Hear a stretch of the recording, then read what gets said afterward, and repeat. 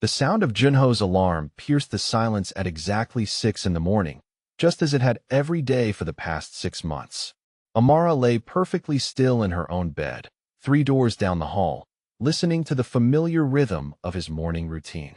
Water running in the master bathroom. The soft whisper of expensive fabric as he dressed. The precise click of Italian leather shoes against hardwood floors. By 6:30, he would be gone, leaving behind only the faint scent of his cologne lingering in the pristine hallway of their Manhattan penthouse. Amara would remain in bed for another hour, staring at the ceiling, wondering if this was what the rest of her life would feel like. Empty, formal, cold. She pulled the silk sheets up to her chin, remembering how her grandmother used to say that marriage was like tending a garden. You had to water it every day, give it sunlight, nurture it with care. But what happened when one person was doing all the watering while the other simply walked past, without noticing the flowers had started to wilt? The front door clicked shut with its usual quiet finality. Junho Kong had left for another day at Kong Industries, the multinational corporation his family had built from nothing into an empire that spanned 3 continents. The same empire that had required him to marry her, a strategic alliance between 2 powerful families that looked perfect on paper, but felt like living with a beautiful stranger. Amara finally rose from bed and padded barefoot to the floor-to-ceiling windows that offered a breathtaking view of Central Park. The city was waking up below her, millions of people starting their days with purpose and connection. She pressed her palm against the cool glass and wondered if any of them felt as invisible as she did in her own home. 6 months ago, she had walked down the aisle of St. Patrick's Cathedral in a custom Vera Wang gown that cost more than most people's cars, her hand trembling as she placed it in Junho's. He had looked devastatingly handsome in his black tuxedo, his dark eyes unreadable as they exchanged vows that felt more like a business contract than promises of love. Even then, she had hoped that maybe, with time, they could build something real together. The hope was fading now, growing dimmer with each polite good morning and distant good night. Amara moved through her morning routine with practiced efficiency. Shower in her en-suite bathroom, the one with the marble fixtures that felt cold against her skin. Moisturizer that smelled like vanilla and dreams deferred.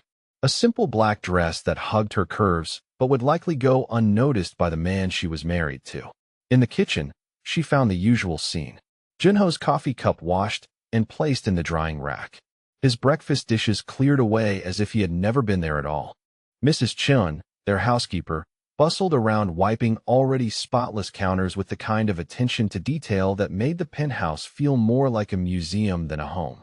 "Good morning, Mrs. Kong," Mrs. Chun said with a respectful bow. "Your husband left this for you." She held out an envelope, cream-colored and expensive, with Amara's name written in Junho's precise handwriting. Inside, she found a credit card and a brief note. "For your shopping trip with Mrs. Park today, please purchase whatever makes you happy." Amara stared at the note for a long moment, her throat tightening.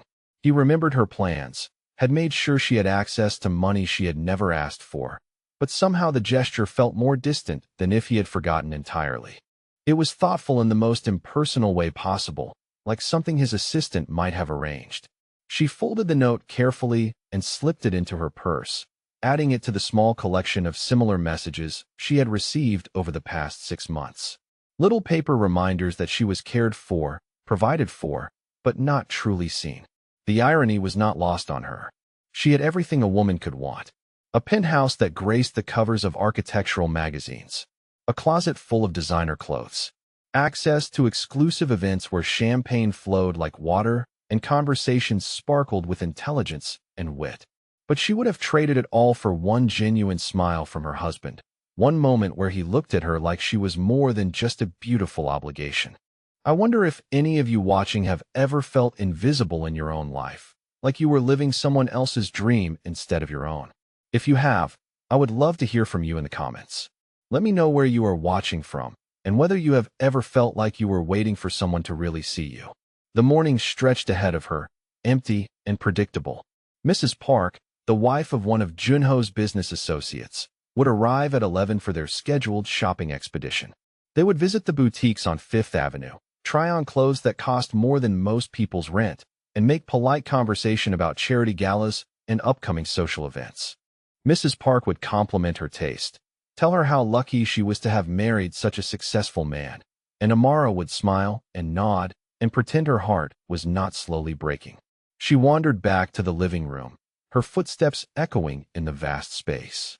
The decorator had chosen everything in shades of white and cream, creating an atmosphere of sophisticated elegance that felt more like a high-end hotel than a place where two people were supposed to build a life together.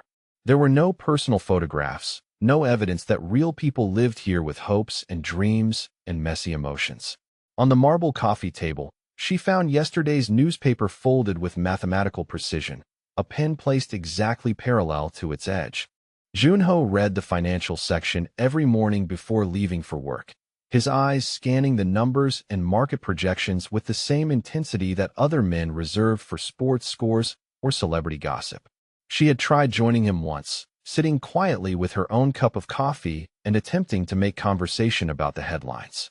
He had looked up, surprised, as if he had forgotten she was there, and answered her questions with polite but distant professionalism. The memory made her chest ache.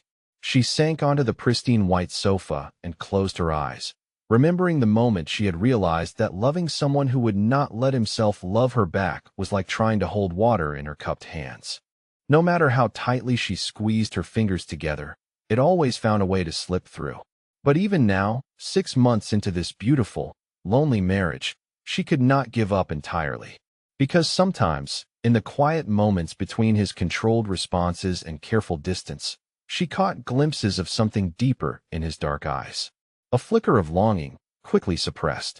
A momentary softening of his expression when he thought she was not looking. A hesitation before he turned away, as if part of him wanted to stay and talk to her about something more meaningful than the weather or their social calendar. Those moments kept her hoping, even when hope felt dangerous. Even when she wondered if she was imagining things that were not really there, seeing what she wanted to see instead of what was actually in front of her. The clock on the mantel chimed 10 times, marking another hour in her carefully orchestrated but emotionally barren life. Soon, Mrs. Park would arrive with her bright smile and endless chatter about other people's lives, and Amara would put on her own smile and pretend that everything was exactly as it should be. But for now, in the quiet of the morning, she allowed herself to wonder what would happen if Junho ever decided to truly let her in. What it would feel like if he looked at her with real warmth instead of polite regard.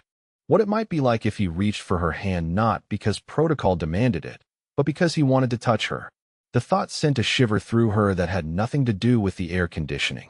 Because despite everything, despite the distance and the loneliness and the growing certainty that their marriage might never become what she had dreamed it could be, she still felt drawn to him in ways that defied logic. When he walked into a room, her pulse quickened. When his hand accidentally brushed hers during their rare moments of physical proximity, electricity shot through her entire body. When he spoke to others with genuine warmth and animation, she found herself memorizing the sound of his laughter, storing it away like a precious treasure to revisit during the long, quiet hours when she was alone. 6 months of marriage to Junho Kang had taught her that it was possible to live with someone and still feel completely alone. But it had also taught her something else, something that scared and thrilled her in equal measure. She was falling in love with a man who seemed determined to remain a stranger.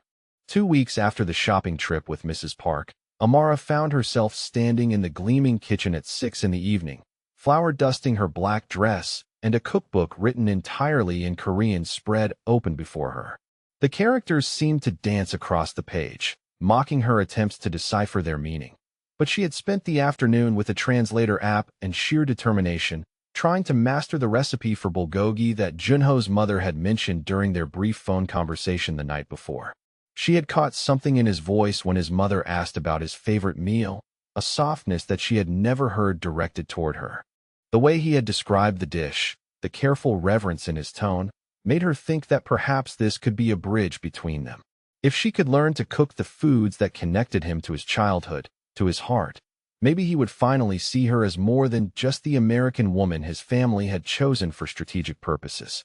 The beef sizzled in the pan as she added the marinade she had spent 3 hours preparing, following each step with the precision of a scientist conducting a crucial experiment. The kitchen filled with the rich scent of soy sauce, sesame oil, and gochujang. And for a moment, she allowed herself to imagine Junho walking through the door and smiling with genuine surprise and pleasure. The front door opened at exactly 7:15, just as it did every evening. Amara smoothed her dress, checked her reflection in the chrome surface of the refrigerator, and took a deep breath as his footsteps approached the kitchen. Junho appeared in the doorway, his charcoal suit immaculate despite the long day, his dark hair perfectly styled. His eyes took in the scene before him with the same careful assessment he applied to quarterly reports and merger documents. "You have been cooking," he observed, his voice carrying its usual tone of polite interest that revealed nothing of his thoughts. "I wanted to try making bulgogi," Amara said, hating how hopeful she sounded, how desperately eager. "Your mother mentioned it was your favorite when you were growing up." Something flickered across his features, too quick for her to identify. He moved closer to the stove, close enough that she could smell his cologne mixed with the faint scent of his skin, and examined her work with the attention of a food critic. "The meat looks properly marinated," he said finally. "The color is correct." Amara felt her heart lift at what passed for praise in their carefully constructed world. She reached for the serving spoon, her hand trembling slightly with nervous excitement, and began plating the bulgogi alongside the steamed rice she had prepared. As she stretched to reach the plates in the upper cabinet, her fingers brushed against his wrist where he had moved to help her. The contact lasted only a fraction of a second, but it sent electricity shooting up her arm and into her chest. Junho went perfectly still, his hands suspended in the air between them. And for a moment she thought she saw something vulnerable flash across his face before he carefully stepped away. "Thank you," he said quietly, accepting the plate she offered him. "This was thoughtful of you." They ate in their usual silence, the dining room feeling cavernous despite the intimate lighting Amara had arranged with candles she had found in the storage closet. She watched him taste the bulgogi, noting the way his expression softened almost imperceptibly as he chewed, and felt a rush of satisfaction when he took a second, then a third bite. "It is very good," he said, and the simple compliment warmed her more than elaborate praise from anyone else ever could. "You have been studying Korean cooking." "I have been studying a lot of things," Amara admitted, setting down her chopsticks. "I have been taking language lessons twice a week. I thought it might help me understand your business meetings better, so I could be more useful when we attend events together." Junho looked up sharply, his dark eyes searching her face with an intensity that made her pulse quicken. "You do not need to change yourself for my benefit," he said carefully. "You are already perfectly suited for these events." The words should have been reassuring, but they felt like another wall between them, another reminder that he saw her as adequately performing a role rather than as a person he wanted to know more deeply. "I want to understand your world," she said, her voice soft but steady. "I want to be part of it, not just an accessory to it." For a long moment, he simply looked at her, and she had the strange sensation that he was seeing her clearly for the first time since their wedding day. Then, like a curtain falling, his expression became carefully neutral again. "Your efforts are appreciated," he said formally, and returned his attention to his plate. The conversation ended there, as so many of their conversations did, leaving Amara with the frustrating sense that they had almost connected before he deliberately pulled away. But this time, she caught something else in his retreat, a reluctance that gave her hope. He had not wanted to end the moment any more than she had. The following week, Amara began volunteering at the Korean Cultural Center in Flushing, a decision born from equal parts genuine interest and desperate need to find some purpose beyond waiting for her husband to notice her. The center was housed in a converted brownstone that bustled with activity from morning until night, offering language classes, cultural workshops, and community events that drew Korean Americans from all 5 boroughs. Mrs. Kim, the center's director, was a woman in her 60s with silver hair pulled back in an elegant chignon and eyes that seemed to see everything. She took one look at Amara and immediately put her to work organizing files, answering phones, and helping with the after-school program for children whose parents worked late. "You speak Korean very well for someone who has been studying for such a short time," Mrs. Kim commented on Amara's 3rd day, watching her help a group of 7-year-olds with their homework. "I have a good teacher," Amara replied, not mentioning that her teacher was an app on her phone and YouTube videos she watched late into the night when sleep would not come. The work at the center filled something in her that she had not realized was empty. The children hugged her when she helped them with difficult problems. The elderly members of the community smiled and bowed when she brought them tea during the cultural preservation meetings. For the first time since her marriage, she felt useful, needed, appreciated for who she was rather than who she represented. It was during her second week at the center that she met David Park, a photographer in his early 30s who had been hired to document the center's programs for a grant application. He had an easy smile and an irreverent sense of humor that made her laugh in ways she had almost forgotten were possible. "So you are the mysterious Mrs. Kong that everyone has been talking about," he said one afternoon as they worked together to organize photographs from the center's 20-year history. "You know, half the people here think you are some kind of miracle worker, the way you have gotten the children's program running so smoothly." Amara felt heat rise in her cheeks. "I am just trying to be helpful," she said, deflecting the compliment in the same way she had learned to deflect everything that might make her seem too eager or too visible. David studied her with the same careful attention he applied to composing his photographs. "There is nothing wrong with being good at something, you know. You do not have to apologize for making a difference in people's lives." The simple observation stayed with her as she took the subway home that evening, watching the city blur past the windows while she thought about the difference between being appreciated and being tolerated. At the center, people sought her out, asked for her opinions, valued her contributions. At home, she moved through rooms like a ghost, present but not really there. Junho was working late again when she arrived at the penthouse, his study door closed and light spilling out from beneath it onto the marble floor. She could hear the soft murmur of his voice as he conducted business calls that stretched into the night, and she wondered if he had even noticed that she had not been there for dinner. She changed into a silk nightgown and sat at her vanity, removing the makeup she had applied with such care that morning. In the mirror, she studied her reflection with the critical eye of a woman who had spent months wondering if she was beautiful enough, interesting enough, worthy enough to capture the attention of a man who seemed determined not to be captured. Her phone buzzed with a text message from David. "Thank you for your help today. The photos of you with the children turned out beautifully. You have a gift for making people feel comfortable." Amara stared at the message for a long moment, feeling a complicated mix of gratitude and guilt. It had been months since anyone had complimented her so directly, so genuinely, and the kindness felt like water to someone dying of thirst. A soft knock on her bedroom door interrupted her thoughts. She opened it to find Junho standing in the hallway, still wearing his dress shirt and slacks, though he had removed his tie and the top button of his shirt was undone. The small glimpse of his throat made her mouth go dry. "I wanted to thank you for dinner last week," he said, his voice carrying a formality that suggested he had rehearsed the words. "It was very thoughtful." "You are welcome," she replied, acutely aware that she was wearing only a thin layer of silk that suddenly felt far too revealing under his steady gaze.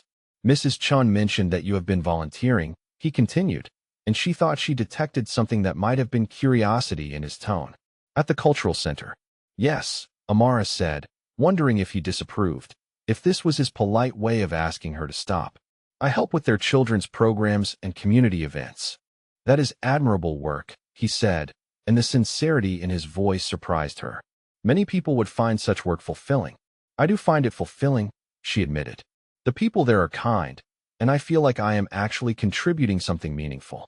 Something shifted in his expression, a tightening around his eyes that she could not interpret. "You are contributing meaningful things here as well," he said quietly. "Your presence at business functions has been noted and appreciated by my colleagues." The words felt like a consolation prize, a reminder that her value lay in her ability to make him look good rather than in any intrinsic worth she might possess. But beneath the formal language, she thought she heard something else, something that sounded almost like regret. "I should let you rest," Junho said, stepping back from her doorway. "You have another early morning tomorrow." "Actually," she said impulsively, "I do not have anywhere to be until the afternoon. I was thinking of visiting the museum, if you were interested in joining me." For a moment, hope flickered in her chest as she watched him consider her invitation. His eyes softened slightly, and she thought he might say yes, that they might finally spend time together without the buffer of business obligations or social expectations. "I have meetings scheduled throughout the day," he said finally, his voice gentle but firm. "Perhaps another time." The disappointment hit her like a physical blow, but she managed to keep her expression neutral. "Of course," she said. "I understand." After he left, Amara closed her door and leaned against it, feeling the tears she had held back finally spilled down her cheeks. She had tried so hard to be the wife he wanted, to learn his language and his culture, to support his work and complement his world. But no matter what she did, no matter how perfectly she played the role, she could not seem to reach the man beneath the careful courtesy.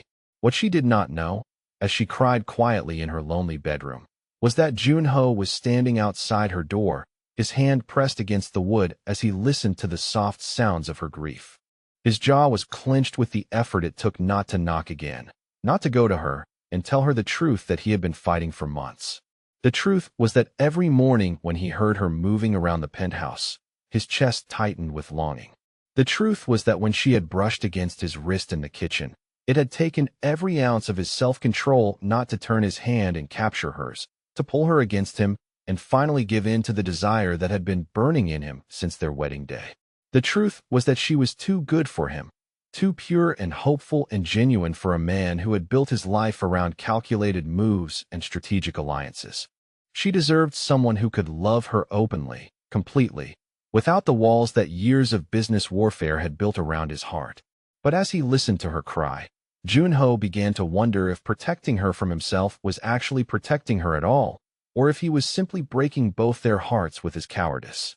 3 weeks later, Amara found herself laughing so hard that tears streamed down her cheeks as David Park demonstrated his impression of Mrs. Kim trying to wrangle the community center's new espresso machine.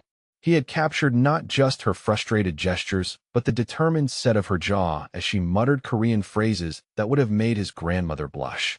"You are terrible," Amara gasped, wiping her eyes with the back of her hand as they sat in the small cafe across from the cultural center.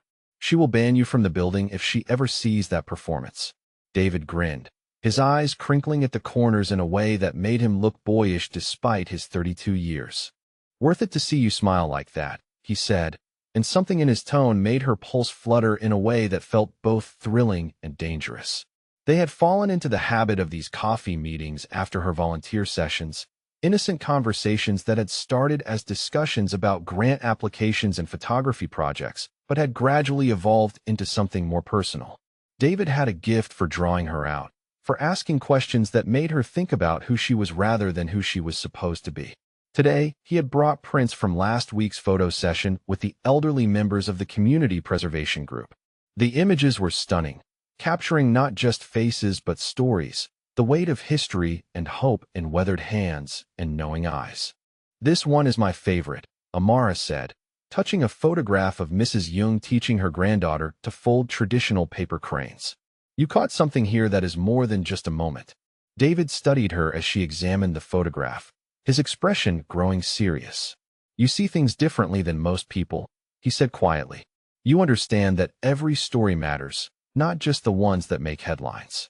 The compliment settled over her like warm sunlight, filling spaces that had been cold for so long that she had forgotten they existed. When was the last time someone had noticed something about her mind, her perspective, her inner world rather than just commenting on her appearance or her role as Junho's wife? "I think everyone has a story worth telling," she said, handing the photograph back to him. "Most people just need someone to listen." David's fingers brushed hers as he took the print, and this time she did not pull away immediately. The touch was gentle, questioning, and she felt her heart race as she realized that he was looking at her not as Mrs. Kong, the perfectly polished wife of a successful businessman, but as Amara, a woman with thoughts and feelings and dreams that had nothing to do with anyone else's expectations. "What is your story, Amara?" he asked softly.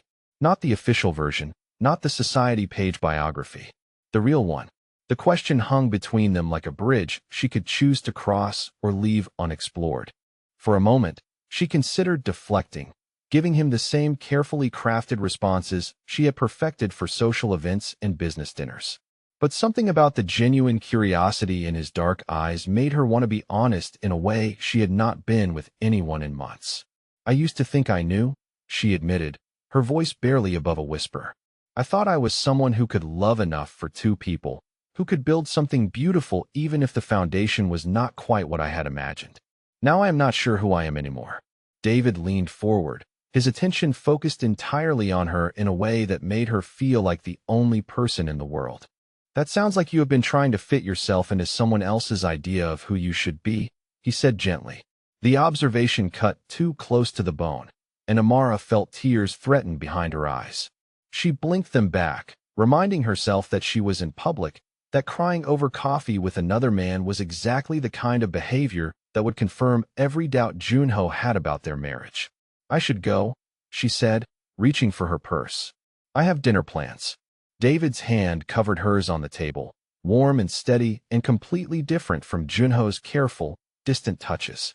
Amara, he said, and her name sounded different in his voice, less formal, more intimate. If you ever want to talk, really talk, I am a good listener. No judgment, no expectations.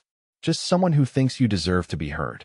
She looked down at their joined hands, at the easy way his fingers fit against hers, and felt something crack open in her chest. Thank you, she whispered, and meant it more than she had meant anything in a very long time. The subway ride home felt like traveling between two different worlds. In one, she was Amara, a woman whose opinions mattered, whose laughter came easily, whose story was worth hearing.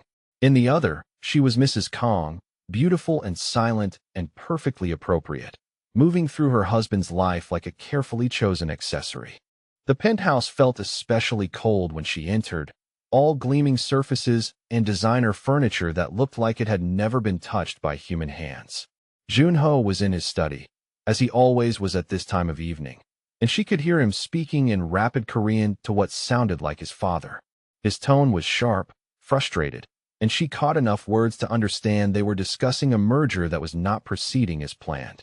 She changed into a simple black dress for dinner, something elegant but understated, and touched up her makeup in the mirror. As she applied lipstick, she found herself thinking about David's smile, the way his eyes lit up when she laughed, the gentle pressure of his hand over hers. The guilt hit her like a physical blow. She was a married woman, and regardless of how distant her marriage had become, she had made vows that meant something. But the guilt was complicated, tangled up with loneliness and the desperate hunger for connection that had been growing stronger every day. Junho appeared in the dining room precisely at 7, as he always did, looking impeccable in a fresh shirt and tie despite having worked since dawn. His hair was slightly mussed, the only sign that the day had been challenging, and she felt the familiar flutter of attraction that his presence always inspired. Good evening, he said, pulling out her chair with the same careful courtesy he had shown every night for 9 months. Good evening, she replied, settling into her seat and trying to ignore the way his cologne made her want to lean closer instead of maintaining the proper distance. Mrs. Chun had prepared Korean barbecue, and the familiar scents filled the dining room as they began to eat in their customary silence. But tonight, Amara found herself stealing glances at her husband, really looking at him instead of simply coexisting in the same space. There were lines around his eyes that had not been there when they married, a tightness in his jaw that suggested the weight he carried was heavier than most people realized.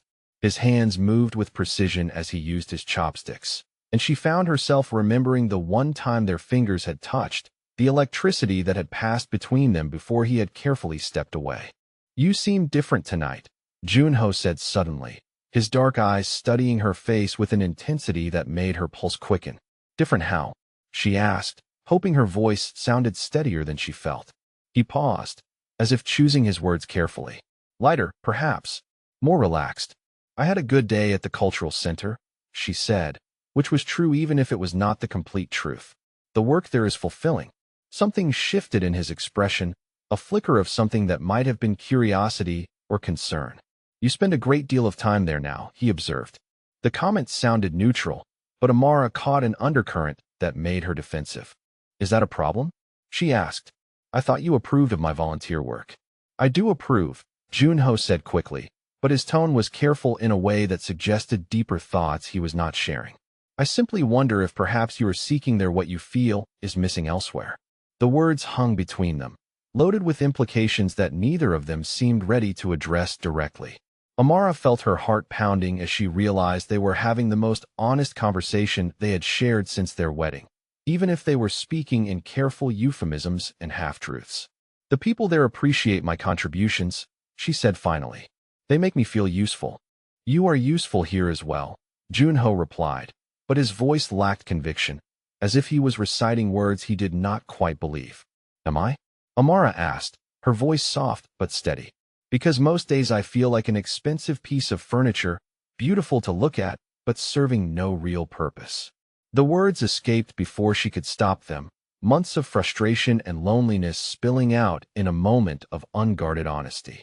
Junho's chopsticks stilled in his hand, his eyes widening slightly as if she had struck him. For a long moment, neither of them spoke. The silence stretched between them, heavy with 9 months of things unsaid, needs unmet, connections attempted and abandoned. That was not my intention, Junho said finally, his voice quieter than she had ever heard it. If I have made you feel undervalued, I apologize. The formal apology felt worse than no response at all, another reminder of the careful distance he maintained even when acknowledging her pain. Amara set down her chopsticks, no longer able to pretend interest in the food. May I be excused? She asked, falling back on the polite rituals that had become their only reliable form of communication. Of course, Junho said, half rising as she stood. His eyes followed her as she left the dining room, and she felt the weight of his gaze like a physical touch. In her bedroom, Amara sat at her vanity and stared at her reflection, trying to understand the woman looking back at her. Her phone buzzed with a text message from David. Thank you for coffee today.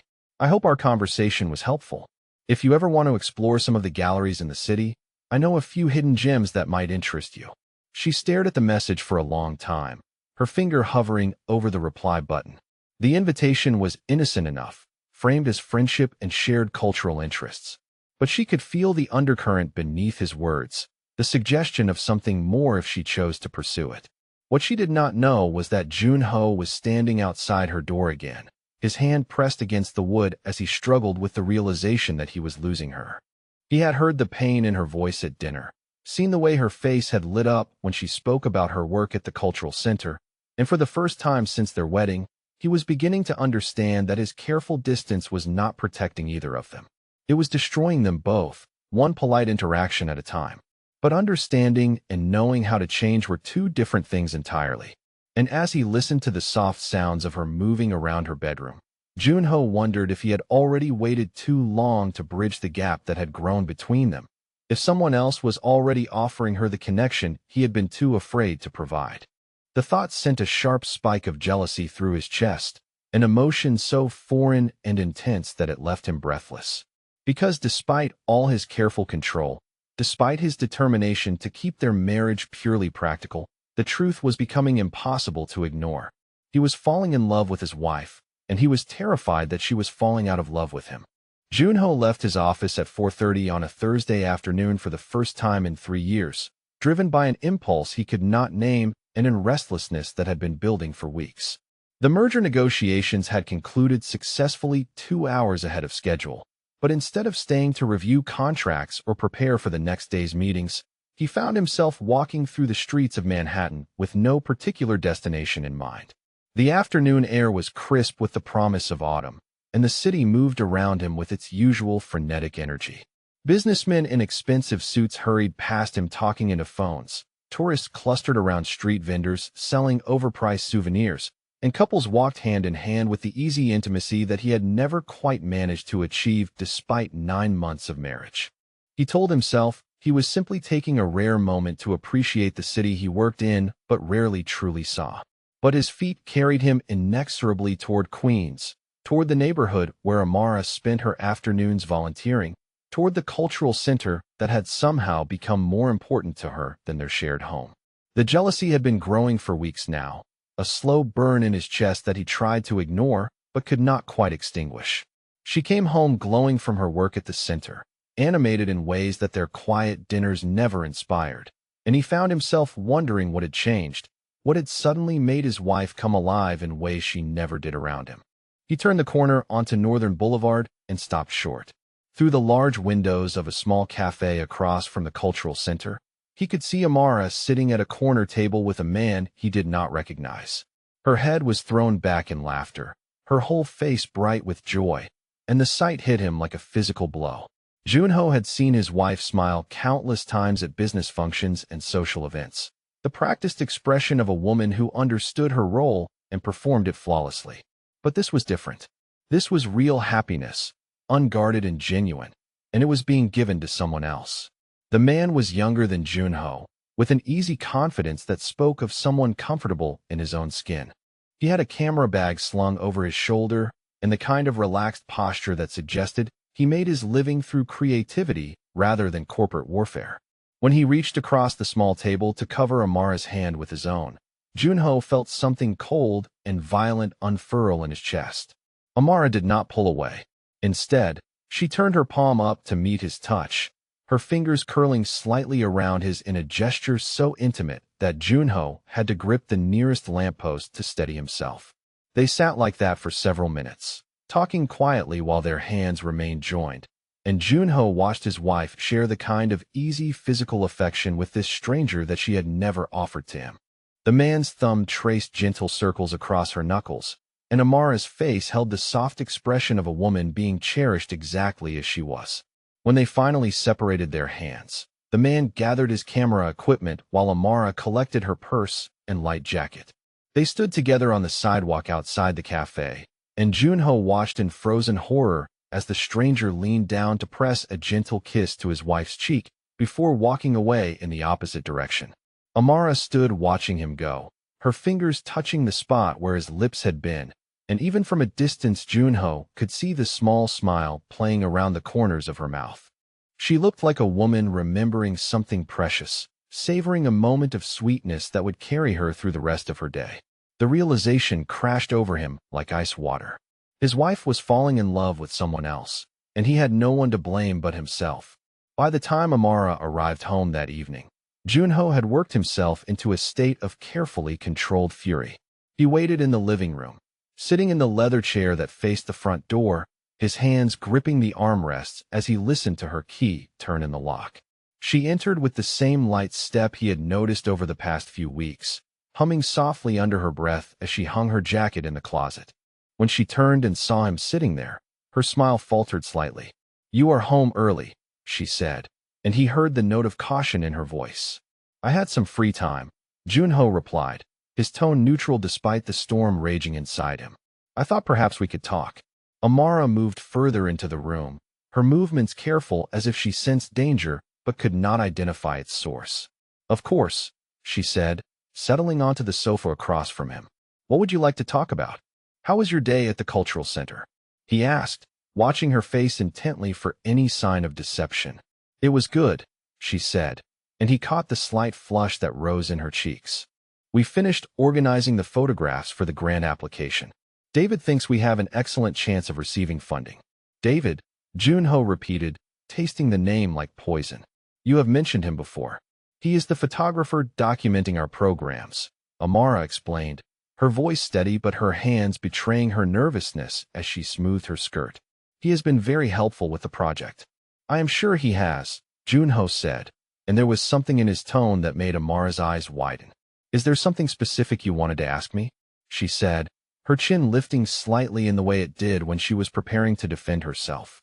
Junho stood and moved to the window, his back to her as he struggled to find words for the feelings tearing through him.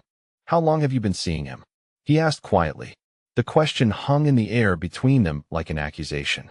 Amara was silent for so long that he finally turned to face her, and the expression on her face was a mixture of guilt and defiance that confirmed his worst fears. "I am not seeing him," she said carefully. "We have coffee sometimes after my volunteer work. We are friends." "Friends," Junho repeated, and the word came out harsh and bitter. "Friends who hold hands and share intimate conversations and kiss goodbye on street corners."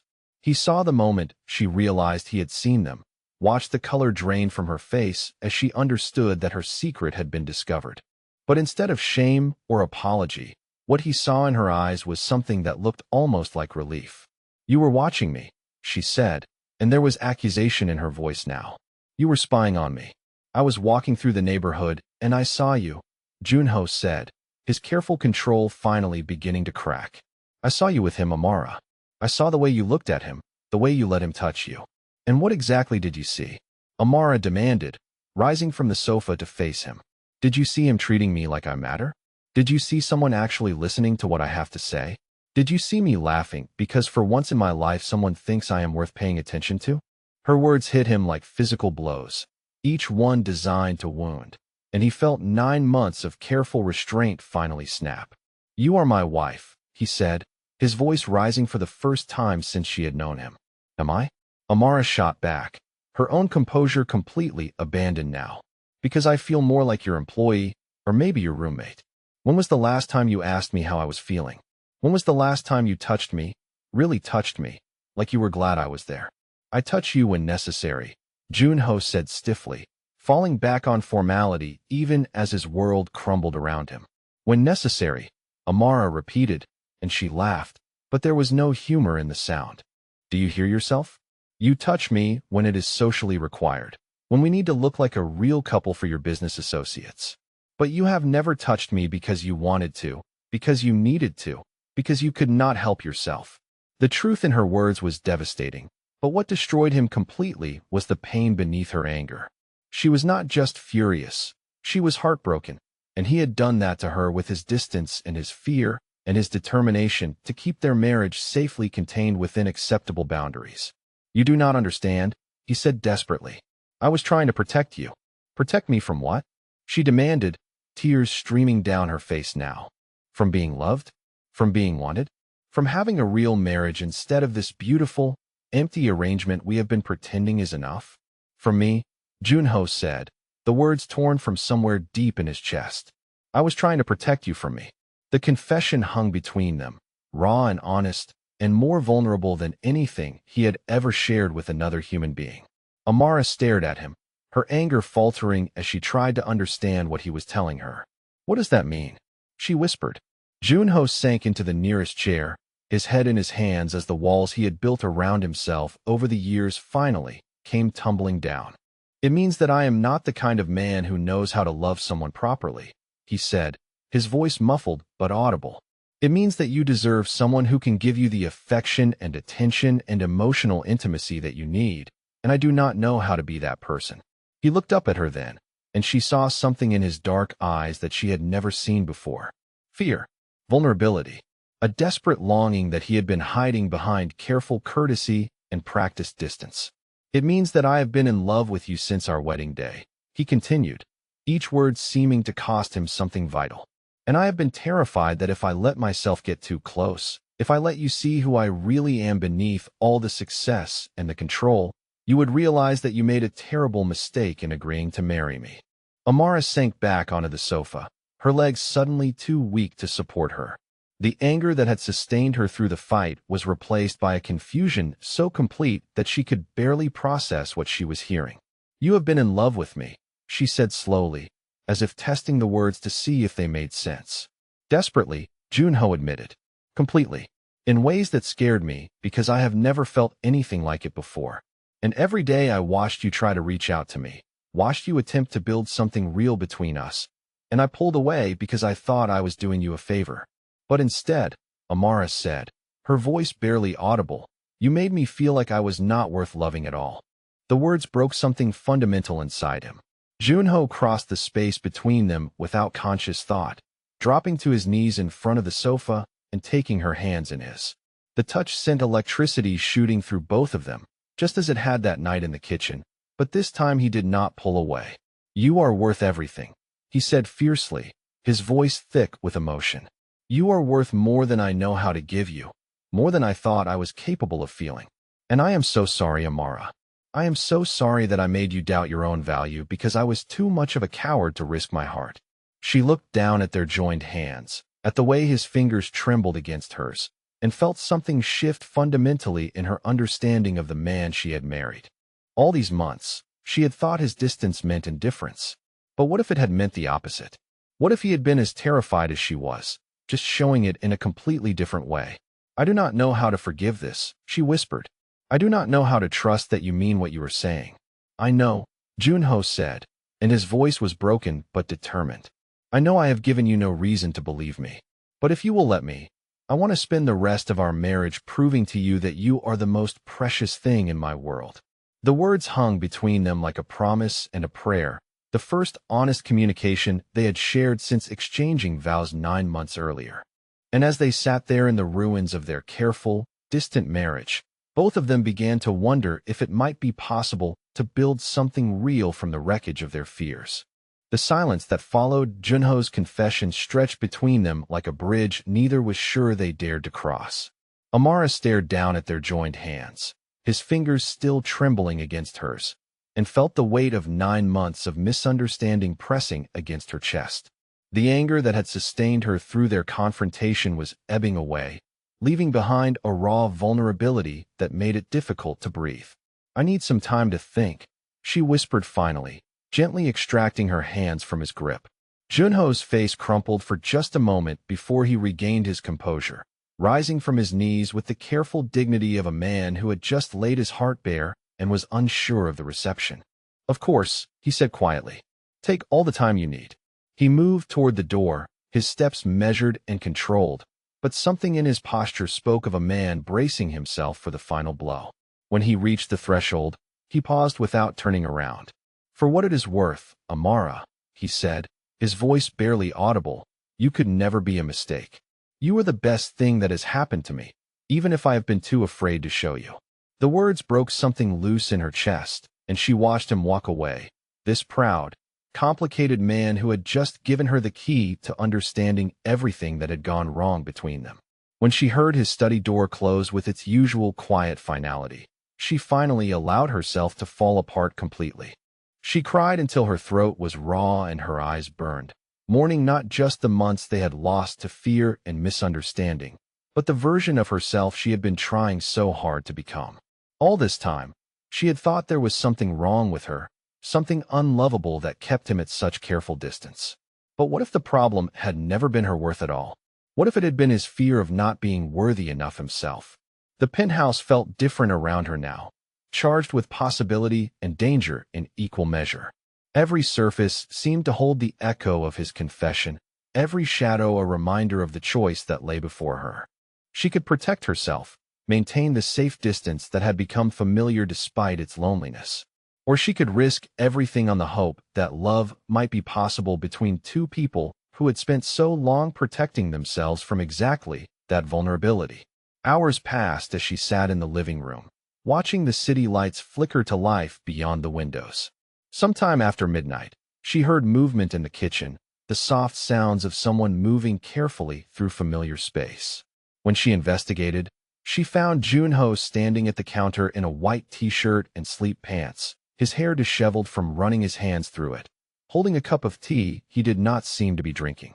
He looked up when she appeared in the doorway, his dark eyes immediately alert despite the exhaustion written across his features. "I could not sleep," he said simply. "Neither could I," Amara admitted, moving further into the kitchen. The air between them felt different now, crackling with unspoken possibilities and the dangerous honesty that had been unleashed between them. They stood on opposite sides of the granite island, close enough to touch, but still separated by months of careful distance that felt suddenly fragile. Junho's knuckles were white where he gripped his mug, and she could see the rapid pulse at the base of his throat that betrayed how much this moment was costing him. "I keep thinking about what you said," she began, her voice soft in the quiet kitchen. "About trying to protect me from yourself." "It was the truth," he said, his eyes never leaving her face. "I watched you at our wedding, so beautiful and hopeful, and I knew that I was going to disappoint you. I have never been good at the softer emotions, at making people feel cherished the way they deserve. But you never gave us a chance to find out what we could be together," Amara said, taking a half step closer to the island. "You decided what I needed without asking me what I wanted." "What did you want?" Junho asked, and there was something desperate in the question, as if her answer might determine whether he had any reason to keep hoping. Amara felt tears threaten again, but this time they were born of recognition rather than grief. "I wanted my husband to look at me like he was glad I was there," she said.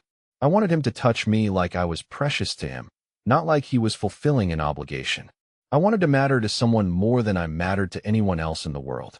"You do matter," Junho said fiercely, his control finally cracking completely. "You matter more than my next breath, more than my heartbeat, more than every success I have ever achieved." You matter so much that it terrifies me because I do not know how to survive if I lose you. The raw honesty in his voice undid something fundamental in her chest.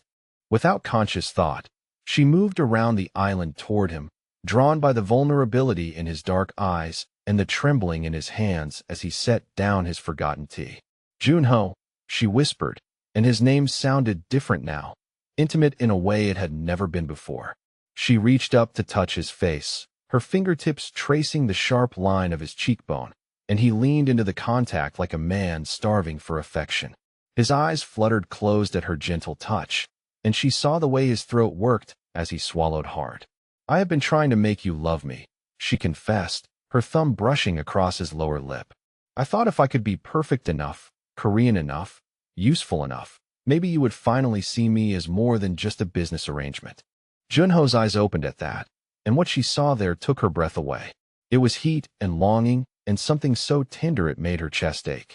I have been trying not to love you too much, he admitted, his voice rough with emotion. I was afraid that if you knew how much I needed you, how completely you had captured me, you would feel trapped. I wanted you to have a choice. We both have a choice now, Amara said softly. We can keep protecting ourselves from each other, or we can take the risk of being real. For a moment, neither of them moved, balanced on the knife's edge between safety and possibility. Then Junho reached up to cover her hand with his own, pressing her palm more firmly against his cheek. I want to be real with you, he said, and the words came out like a vow. I want to stop being afraid of how much you mean to me. Amara felt her heart racing as she looked into his face, seeing him clearly for the first time since their wedding day. This was not the controlled businessman who had married her for practical reasons. This was a man who was offering her his heart despite his terror of being broken. Show me, she whispered. Junho's breath caught at the invitation, and for a heartbeat, she thought he might retreat again into the safety of distance. Instead, he turned his head to press a soft kiss into her palm, his lips warm against her skin, and she felt electricity shoot straight through her. Are you certain? He asked, his voice barely audible. In answer, she rose on her toes and brushed her lips against his, the lightest possible contact that still made them both tremble.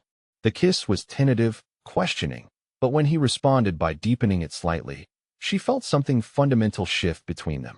His arms came around her slowly, as if he was afraid she might disappear, and she melted against him with a sigh of relief that seemed to come from her very soul.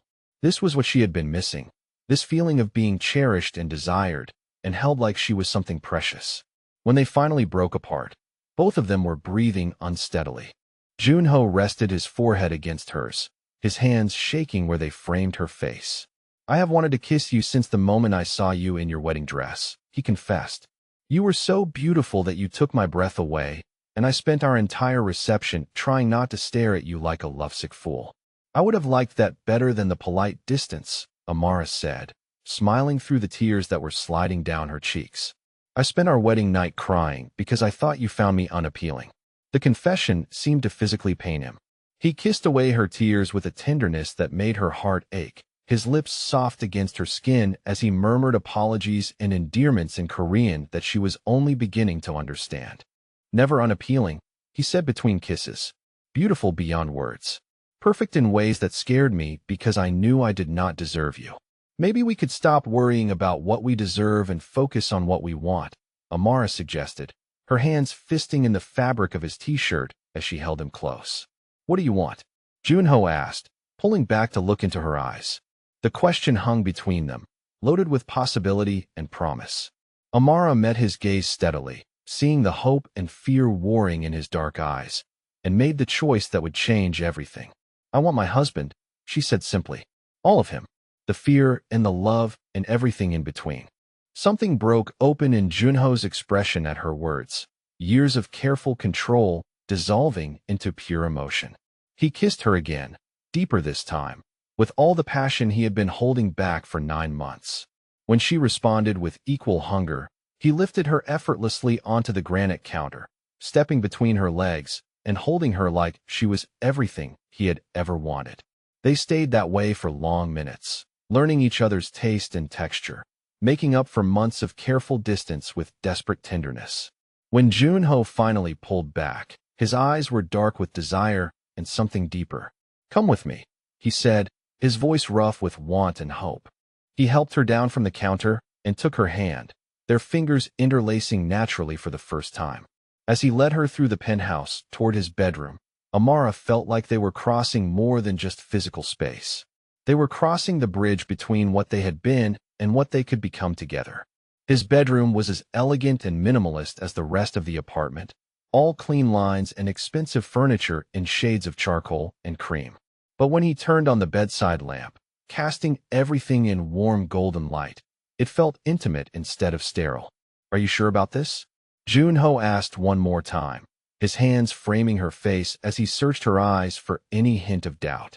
"I have never been more sure of anything," Amara said, and she meant it with every fiber of her being. What followed was not the desperate passion she had sometimes imagined, but something far more precious. Junho touched her like she was made of the finest silk, his hands reverent as they learned the curves and hollows of her body. He whispered words in Korean and English that made her feel beautiful and desired and completely cherished. When they finally came together, it was with a tenderness that brought tears to both their eyes.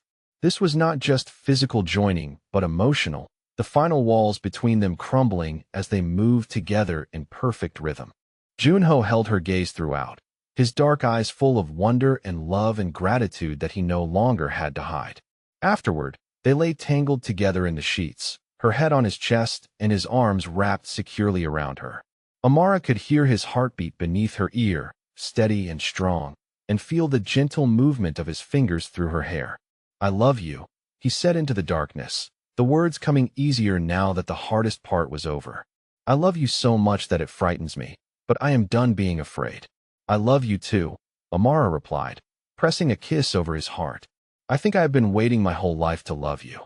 They talked quietly until dawn began to filter through the windows, sharing secrets and fears and dreams that they had kept locked away for too long. When exhaustion finally claimed them, they fell asleep wrapped around each other, two people who had finally found their way home. Amara woke to the unfamiliar sensation of warm arms around her and the scent of Junho's skin filling her senses. For a moment, she lay still, hardly daring to believe that the night had been real and not just another dream born of loneliness and longing. But the evidence was undeniable. She was in his bed, wearing his t-shirt, and his arm was draped possessively across her waist as he slept. In the morning light, his face looked younger, the lines of stress and control smoothed away by contentment. When he stirred and opened his eyes, the first thing he saw was her face, and the smile that spread across his features was like sunrise after the longest night of winter. "Good morning, wife," he said softly, the endearment carrying a weight of meaning it had never held before. "Good morning, husband," she replied, and kissed him with all the love and hope and promise of their new beginning. 3 months later, Amara woke to the sensation of gentle kisses being pressed along her shoulder, a morning ritual that still filled her with wonder despite having experienced it for weeks.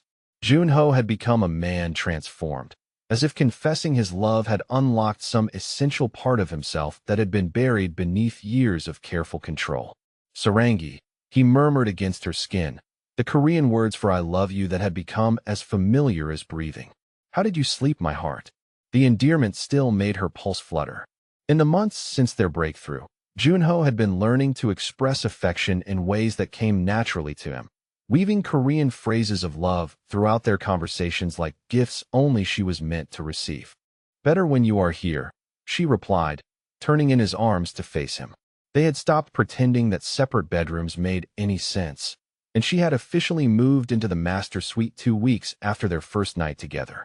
His smile was soft and unguarded in the morning light, so different from the careful expressions he had worn during their first months of marriage. Where once he had maintained perfect distance, now he reached for her constantly, as if he needed the reassurance of physical contact to believe that their happiness was real. "I have a surprise for you today," he said, his fingers tracing lazy patterns on her arm. "What kind of surprise?" Amara asked, though she had learned that Junho's surprises tended to be thoughtful in ways that still took her breath away. Last week, he had arranged for a traditional Korean tea ceremony teacher to visit their home, something she had mentioned wanting to learn months ago in passing. "The kind that requires you to trust me and wear something comfortable for walking," he said mysteriously. An hour later, they were strolling through the farmer's market in Union Square, Junho's arm wrapped securely around her waist as they sampled fresh bread and selected ingredients for the cooking lesson he had planned. He had started teaching her to make traditional Korean dishes, not because she had asked, but because he wanted to share every part of his heritage with her. Watching him joke with vendors in English and Korean, seeing him completely relaxed and animated in public for the first time since she had known him, Amara felt a familiar surge of amazement at how much their life had changed. The man beside her bore little resemblance to the distant stranger she had married, except for the moments when his eyes would catch hers and she would see the same breathtaking love that still surprised them both with its intensity. "You are staring," he said, leaning down to speak quietly near her ear. "I am appreciating," she corrected, rising on her toes to kiss his cheek in full view of everyone around them. The public display of affection would have been unthinkable during their first months together, but now Junho positively glowed when she showed him casual affection. He had admitted that he had spent years believing that successful men should maintain professional demeanor at all times, but loving her had taught him that some things were more important than appearances. As they walked home with their arms full of packages, Amara remembered the conversation she had finally had with David Park the week after her night with Junho. She had met him at their usual cafe, nervous about how to explain that everything had changed, that the friendship that had meant so much to her could no longer continue in the same way. David had listened with the patience and understanding that had drawn her to him in the first place, his expression sad but unsurprised as she explained that she needed to focus completely on her marriage. "I hoped this might happen," he had said gently. "I could see how much you loved him, even when you were angry and hurt. I just wanted you to remember that you deserve to be loved back." The conversation had ended with a hug and mutual well wishes, and though she missed his friendship, Amara felt no regret about her choice. What she had with Junho now was worth every sacrifice, every risk, every moment of vulnerability that had brought them to this place. Back in their kitchen, they worked side by side preparing kimchi jjigae, the spicy stew that had become one of Amara's favorites. Junho moved with easy confidence as he guided her hands through the proper technique for cutting vegetables, his chest pressed against her back and his arms around her as he demonstrated the motion. "Like this," he said softly, his breath warm against her neck. "Feel how the knife moves with the natural grain of the cabbage." Amara leaned back against him, marveling at how natural this felt, how right it was to be held and taught and cherished in such simple moments. They had fallen into rhythms of intimacy that felt like they had been building toward them their entire lives. "Your technique is improving," Junho observed as she successfully julienned a carrot without his assistance. "I have an excellent teacher," Amara replied, turning in his arms to steal a quick kiss. "And motivation to learn." "What kind of motivation?" he asked, though his smile suggested he already knew the answer. "I want to cook for our children someday," she said, watching his face carefully. "I want them to know both sides of their heritage through food and stories and traditions." Junho went very still at her words, his dark eyes searching her face with an intensity that made her pulse quicken. "We have never talked about children," he said quietly. "I know," Amara said, suddenly nervous about bringing up a topic they had been avoiding. "But I have been thinking about it lately, about what our family might look like." The smile that spread across his features was so bright it could have powered the city. "I think about it constantly," he admitted. "I imagine little girls with your laugh and little boys with your determination, and I wonder if I could possibly love them as much as I love you." "More," Amara said with certainty. "You will love them even more, because they will be proof of what we built together." That afternoon, they called his parents in Seoul to discuss the trip they had been planning for months. Junho wanted Amara to meet his extended family properly, not as the American woman he had married for business reasons, but as the wife he adored and could not imagine living without. The conversation was a mixture of Korean and English, and Amara was amazed at how much she could follow now. Junho's mother seemed genuinely excited about their visit, and when she switched to English to speak directly to Amara, her warmth was unmistakable. "My son is different when he talks about you now," she said. "Before, he spoke of marriage like a responsibility. Now, he speaks of you like you are his greatest treasure." After they hung up, Junho pulled Amara into his lap on the living room sofa, holding her close as they planned the details of their Korean adventure. Are you nervous about meeting everyone? He asked, his fingers combing gently through her hair. A little, Amara admitted. I want them to like me, and I want to honor your family traditions properly. They will love you, Junho said with complete confidence. How could they not? You have brought their son back to life. 2 weeks later, they attended the annual Kong Industries charity gala, an event that had once filled Amara with dread, but now felt like an opportunity to celebrate how far they had come. She wore a midnight blue gown that Junho had chosen specifically because he said it matched her eyes, and he could not seem to stop touching her throughout the evening. Their colleagues and business associates watched with barely concealed amazement as Junho kept his hand on the small of her back, leaned down to whisper in her ear during speeches, and gazed at her with obvious adoration when he thought no one was looking. Mr. and Mrs. Kong, Mrs. Park approached them during cocktail hour, her expression bright with curiosity. You both seem so different this year. So happy. We are different, Junho said simply, his arm tightening around Amara's waist. We finally learned how to be married to each other instead of just living in the same house. The honesty of his response clearly surprised Mrs. Park, but before she could respond, the orchestra began playing and Junho turned to Amara with a question in his eyes. Would you like to dance, wife? He asked formally, but his smile was pure mischief. I thought you did not dance, Amara said, remembering his polite refusal at their wedding reception. I did not, he admitted, leading her onto the floor. But you taught me, along with many other things I never thought I needed to know. As they swayed together to the soft music, Amara remembered the evening 2 months earlier when she had found him in their living room, moving awkwardly to a YouTube tutorial on ballroom dancing. When she had offered to help, he had admitted that he wanted to be able to dance with her properly at events like this, that he was tired of missing opportunities to hold her close in public.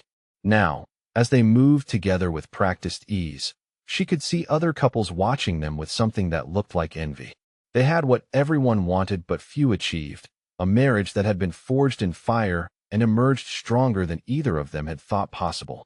A month after the gala, Amara sat in their bathroom staring at 2 pink lines on a pregnancy test, her heart racing with excitement and terror in equal measure. When Junho found her there 10 minutes later, frozen with the test clutched in her trembling hands, he took one look at her face and immediately understood. Are you happy? He asked softly, kneeling beside her chair. Terrified, she said honestly. But yes, incredibly happy. Junho's response was to lift her into his arms and spin her around the bathroom, both of them laughing and crying as the reality sank in. They were going to be parents, going to create a family built on the foundation of love they had fought so hard to establish. That night, as they lay in bed planning nurseries and discussing baby names, Junho placed his hand on her still flat stomach and spoke to their child in Korean, his voice soft with wonder. What are you telling them? Amara asked, her own hand covering his. I am telling them how much their mother loves them, he said. How she fought for our family before they were even conceived. I am promising them that they will grow up knowing they are cherished, that their parents will never make them doubt their worth the way I doubted mine. 6 weeks later, they began planning their vow renewal ceremony, a celebration that would include both their families and friends and acknowledge the real marriage they had built from the ashes of their arranged beginning. Amara wanted traditional Korean elements woven throughout the ceremony, while Junho insisted on including readings from poets who wrote about love that conquered fear. As they sat in their living room one evening, addressing invitations by hand and debating flower arrangements, Amara looked around at the space that had once felt like a beautiful prison and now felt like home. Junho had started bringing flowers every week, small bursts of color and life that transformed the sterile elegance into something warm and welcoming. I have a confession, she said, looking up from the invitation she was addressing. What kind of confession? Junho asked, immediately alert. I used to fantasize about what it would feel like if you really loved me, she said. I would imagine conversations like this, moments where we planned our future together and made decisions as partners. But my imagination was not good enough to picture how wonderful the reality would be. Junho set down his own pen and moved across the sofa to pull her into his arms, his expression serious despite the happiness that seemed to radiate from every part of him now. I used to lie awake at night wondering what would happen if I let myself love you completely, he said. I thought it would make me weak, vulnerable, easy to destroy. But it has made me stronger than I have ever been, because now I have something worth fighting for. As they held each other in the soft light of their living room, surrounded by evidence of the life they were building together, Amara thought about the journey that had brought them here. How they had started as strangers bound by obligation and had become partners bound by choice. Lovers who had learned that the greatest risk was not in opening their hearts, but in keeping them closed. I wonder sometimes if any of you watching have experienced this kind of transformation in your own relationships, she mused aloud, though she was really just speaking her thoughts. Have you ever found unexpected happiness with someone you thought you knew? Have you discovered that second chances can lead to something even more beautiful than first love? I would love to hear your thoughts in the comments about love that surprised you or relationships that became more than you ever dreamed possible. Junho tightened his arms around her, pressing a kiss to the top of her head as he murmured words in Korean that she now understood perfectly. Words about forever and always in love that grew stronger with each passing day. What are you thinking about? He asked, noticing her contemplative mood. How grateful I am that we were both brave enough to try again, she said. How glad I am that love won, even when it seemed impossible. Especially when it seemed impossible, Junho corrected gently. The best love always requires courage. As they returned to their wedding planning, discussing traditions and promises and the family they would build together, both of them understood that they were not just renewing vows, but creating entirely new ones. Promises born not of obligation or strategy, but of the deep, abiding love that had grown from the ashes of their fears. In 6 months, they would stand before their families and friends and speak words that came from their hearts rather than a script. In 7 months, they would welcome their first child into a home filled with laughter and tenderness and the kind of love that would give their children the courage to love fearlessly themselves. But tonight, in the quiet of their living room with their future spread out before them like a map of dreams coming true, they held each other close and marveled at the miracle of two hearts that had finally learned to beat in perfect rhythm, forever bound not by contracts or convenience, but by the choice to love each other more completely than either had ever thought possible.